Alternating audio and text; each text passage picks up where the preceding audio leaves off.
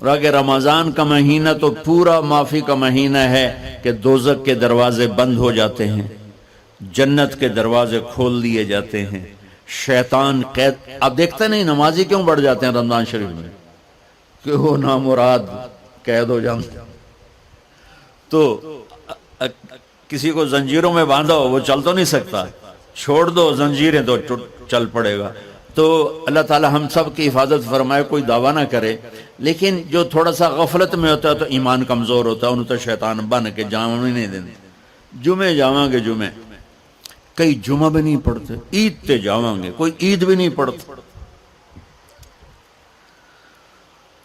یہیں یہ ایک نگینہ سینما کے مالک نے بیان کروایا تھا اور اس نے بعد میں اس سینما کو گرا دیا. آج کل وہ کینیڈا میں ہوتا ہے. تو وہ سینمے کا جو تھا نا مینیجر، وہ میرے پاس آیا، کہا مولانا آج میں پہلی نماز پڑھی ہے. وہاں ہم نے مغرب کی نماز پڑھی.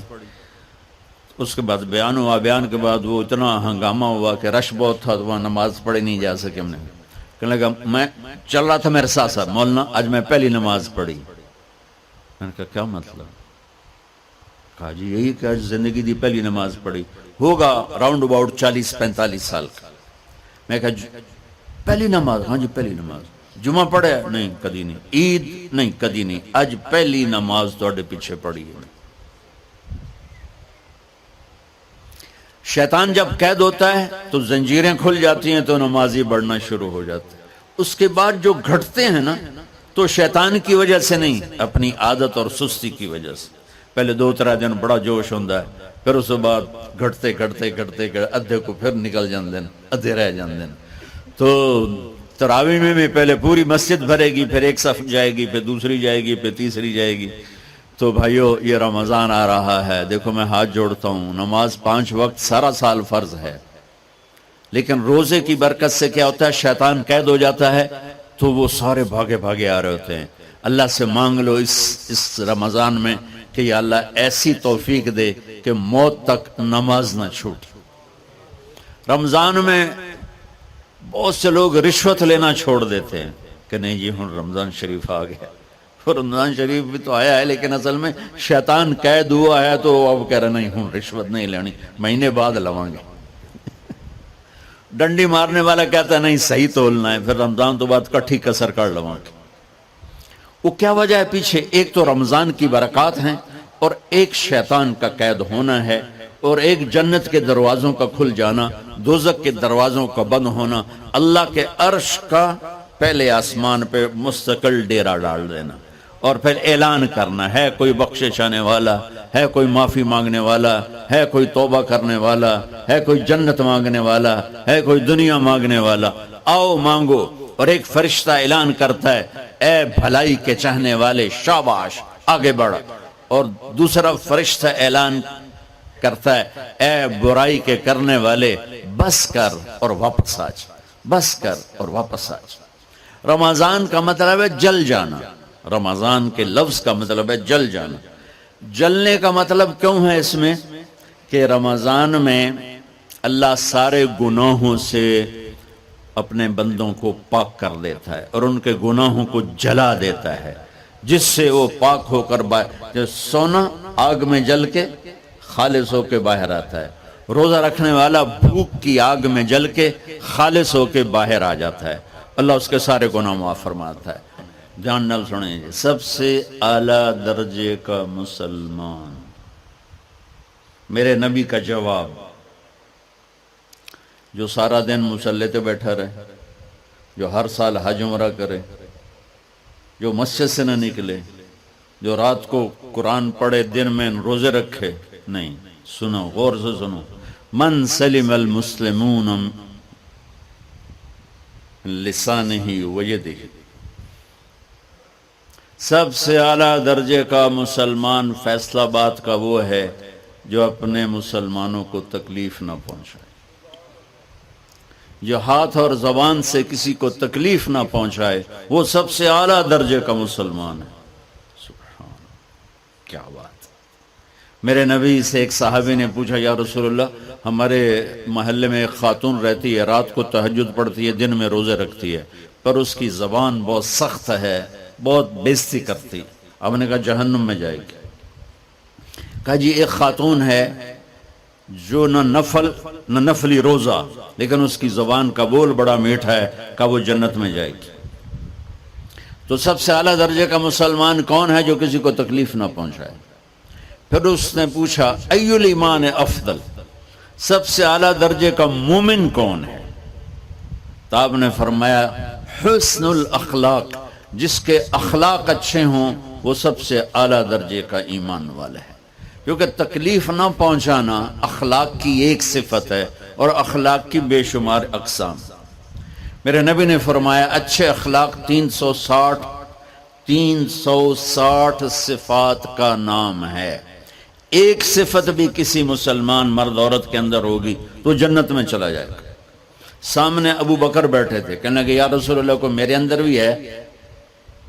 تو آپ نے فرمایا تیرے اندر ساری ہے، ساری تیرے اندر ساری. تو ابتدا بھی بتا دی، انتہا بھی بتا دی. اور عبادت بھی مسلمان کو اخلاق تک پہنچاتی ہے. اب سنو قرآن سے، اللہ تعالیٰ انسان کسے کہتا ہے؟ ایمان والوں کو. ان الذین کفروا من اہل الکتاب والمشرکین فی نار جہنم خالدین فیہا اولئک ہم شر البریہ. سب سے بدترین مخلوق وہ ہے جو اللہ کو نہ مانے، جو اللہ کے دین کو نہ مانے. آپ نے کہا وہ سب سے بدترین مخلوق.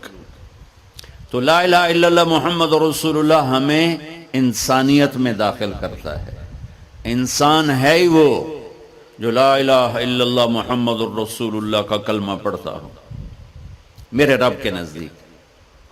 نماز کیا ہے؟ نماز کیا ہے؟ بول بھائی. ہاں، میرا اللہ کہتا ہے ان الصلاۃ تنہا. نماز کیا ہے؟ ان الصلاۃ تنہا عن الفحشاء والمنکر. تم نماز پڑھو، یہ تمہیں بد اخلاقی سے بچائے گی اور یہ تمہیں گناہوں سے بچائے گی.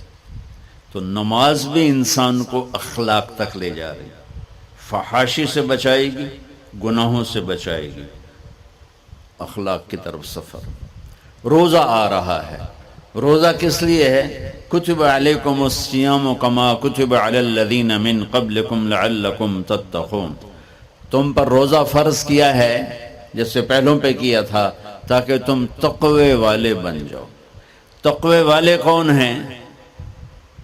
وسارعوا الى مغفرة من ربكم وجنة عرضها السماوات والارض اعدت للمتقین. کہ میرے بندو دوڑو جنت کی طرف جو تقوی والوں کے لیے. متقی کون ہیں دن تقوی والے یا اللہ؟ کہ الذین ينفقون فی السراء والضراء، کا جو میرے نام پہ سخاوت کرتے ہیں، چاہے تنگ دست ہوں چاہے پیسے والے ہوں، چاہے تھوڑا مال ہوئے چاہے زیادہ مال ہوئے، وہ میرے نام پہ خرچ کر دیں. الکاظمین الغیظ، جو غصے کو پی جاتے ہیں. والعافین عن الناس، اور جو لوگوں کو معاف کر دیتے ہیں. اللہ تعالیٰ کہہ رہا ہے یہ تقوی والے ہیں. تو روزہ بھی اخلاق پہ لے جا رہا ہے. فمن فرض فیہن الحج فلا رفث ولا فسوق ولا جدال.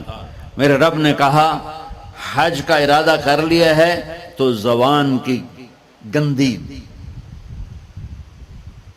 زبان کا گندا لہجہ اور زبان کے گندے بول سے بچو، لڑائی سے بچو، گناہوں سے بچو. تو حج بھی میٹھے بول پہ لا رہا ہے، لڑائی سے بچنے پہ لا رہا ہے، نافرمانی سے بچنے پہ لا رہا ہے.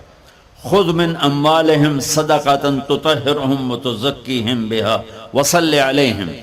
میرا رب فرما رہا ہے میرے محبوب ان سے زکوٰۃ لیں اور ان کو پاک کریں اور ان کا تزکیہ کریں، ان کو ایک اچھا انسان بنائیں. زکوٰۃ ہو اخلاق بنتے ہیں، روزہ ہو اخلاق بنتے ہیں، حج ہو اخلاق بنتے ہیں، نماز ہو اخلاق بنتے ہیں، کلمہ ہو انسان بنتا ہے.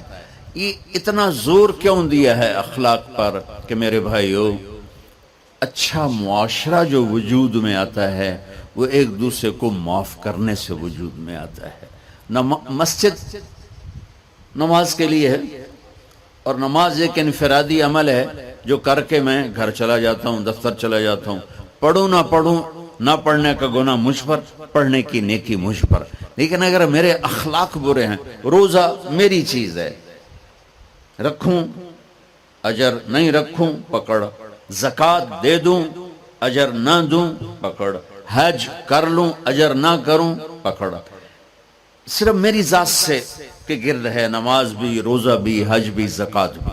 لیکن برے اخلاق جتنا معاشرے میں میرا اثر ہے وہاں سب تباہی پھیلا دیں گے، اور اچھے اخلاق جتنا معاشرے میں میرا اثر ہے وہاں خوبصورتی کو پھیلا دیں گے۔ عبادت چھپ جاتی ہے، میں نے فجر پڑھی ہے کہ نہیں پڑھی آپ کو پتہ ہے؟ بولو، آپ نے پڑھی ہے یا نہیں پڑھی مجھے کوئی پتہ ہے نہیں ہے، لیکن یہاں بیٹھ کے اللہ نہ کرے میں فرقہ واریت کی بات کروں، آپ سب کو پتہ چلے گا کہ نہیں چلے گا کہ مولوی اگلا رہا ہے، اور یہاں بیٹھ کے میں محبت کی بات کروں تو آپ کو پتہ چلے گا کہ نہیں چلے گا کہ یہ محمد مصطفیٰ صلی اللہ علیہ وسلم والے اخلاق بتا رہا ہے۔ تو اخلاق چھپتے نہیں، برے ہوں یا اچھے ہوں، ظاہر ہوتے ہیں، اور سب سے زیادہ اس آدمی کا خاندان، جس آدمی کو بدتمیزی کی عادت ہے وہ بیوی کے دل کو برباد کر دے گا، ماں باپ کے دل کو برباد کر دے گا، اولاد کو برباد کر دے گا، دوستوں کو، نوکروں کو برباد کر دے گا۔ اس کے نوکر سامنے کہیں گے میاں صاحب، شیخ صاحب، سیڑ صاحب، خان صاحب، اتھے جا کے گالی کڈن گے۔ اور جس کے اخلاق اچھے ہوتے ہیں وہ اپنے گھر کو خوبصورت بنا دیتا ہے، رشتوں کو خوبصورت بنا دیتا ہے، ملازموں کو خوبصورت بنا دیتا ہے، اپنے کاروبار کو، اپنی زندگی کو، ہر پہلو اس کا خوبصورت ہو جاتا ہے۔ اچھے اخلاق لباس کی طرح ہیں جو میرا ہر عیب چھپا لیتے ہیں، اور برے اخلاق ننگے آدمی کی طرح ہے جس کا ہر عیب سامنے آ جاتا ہے۔ اور اللہ کی رحمت اتنی طاقتور ہے کہ میرا رب فرماتا ہے، یہ تو میں نے 5 غلطیاں بتائی ہیں، لیکن میرا رب فرماتا ہے میرا بندہ میں تجھے عمر بھی دیتا ہوں، طاقت بھی دیتا ہوں، تو اتنے گناہ کر کے زمین فیصل آباد کی سے اٹھا کر آسمان کی چھت کو لگا دے، ساری دنیا گناہگار ہو جائے نا تو آسمان کیا چاند تک بھی گناہ نہیں جا سکتے۔ اور میرا اللہ کہہ رہا ہے ایک مرد عورت اتنے گناہ کرے کہ آسمان کی چھت کو لگا دے، پھر صرف ایک دفعہ مجھے کہے یا اللہ معاف کر تو میں سارے ہی معاف کر دوں۔ تو بھائیو یہ رات بھی معافی مانگنے کی ہے۔ تو میرے عزیز و رمضان شریف آ رہا ہے، اپنے دل کو کینہ سے صاف کرو، بغض سے صاف کرو، نفرت سے صاف کرو، کسی سے لڑے ہوئے ہو اللہ کے واسطے صلح کر لو، یہ لڑنے کی جگہ نہیں ہے، محبت کر کے جاؤ تو اللہ بڑے اونچے عالی درجات نصیب فرمائے گا۔ اور اللہ تعالیٰ موقع دے تو رمضان میں ایک 3 دن تبلیغ میں اللہ کے راستے میں ضرور لگا لینا۔ تو سارے بھائی نیت کرتے ہو؟ سنتیں پڑھو۔ اللہ نے زکوٰۃ فرض کی ہے تو زکوٰۃ نکالو۔ اب تو اتنے حالات ہیں کہ متوسط طبقہ بھی زکوٰۃ کا مستحق ہے، اپنے زکوٰۃ سے بڑھ کے نکالو، چونکہ زکوٰۃ دینے والا بخیلوں سے تو نکل جاتا ہے لیکن سخیوں میں داخلہ اس سے اوپر کرے گا تو ہوتا ہے۔ 2,500 دے دیا نا 1 لاکھ میں سے تو باپ پہ بخیل کا لیبل نہیں لگے گا، لیکن سخی کا بھی نہیں لگے گا، اوپر چوانی خرچ کر دو تو ایک سٹیپ آپ آ جائیں گے۔ سخی بن کے زندگی گزارو، لوگوں پہ خرچ کرنے کا مزہ بہت ہے، جوڑنے کے مزے سے زیادہ لگانے کا مزہ ہے۔ تو رمضان آ رہا ہے، خرچ کریں، زکوٰۃ سے بڑھ کر دیں، انتہائی ضرورت مند ہیں ہمارے لوگ۔ ابھی تو وہ جو سیلاب سے جو گھر گرے تھے ابھی تو وہ ہی نہیں بنے، کتنے ہزاروں لوگ بے گھر